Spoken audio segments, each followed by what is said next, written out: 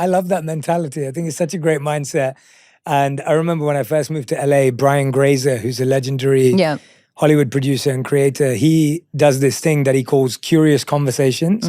And so once a month or whatever it is, he randomly picks someone that he finds interesting and he invites them over to his home to just hang out with. Wow. And it's his ability to just be able to have a random conversation, have a random interaction that may or may not lead to something professional. Sometimes it doesn't go anywhere. Exactly. Like there's no agenda behind it. It's just a conversation. Yeah. Which you'd land up. That's so interesting, actually.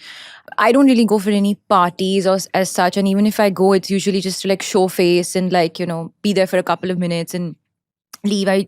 I like to hang out with my close friends and we sit and we talk, and that also doesn't happen very often. So literally, I was saying this to, I think, a friend of mine the other day. I've forgotten what it is to have a conversation and just ask people questions and have them ask me questions and just exchange and share. Yeah. I've always said this before, I'm not good with small talk. And the reason I'm not good with small talk is because I know it's just small and it's specifically for that moment. So I can't really indulge in small talk very well.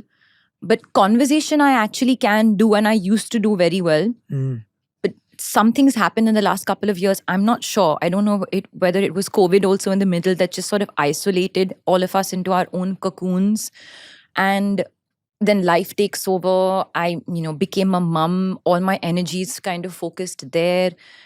I felt like I was retracting a lot, generally, even like, conversation-wise. I also have this thing where I take trips within, a conversation. Like I take a flight and I come back.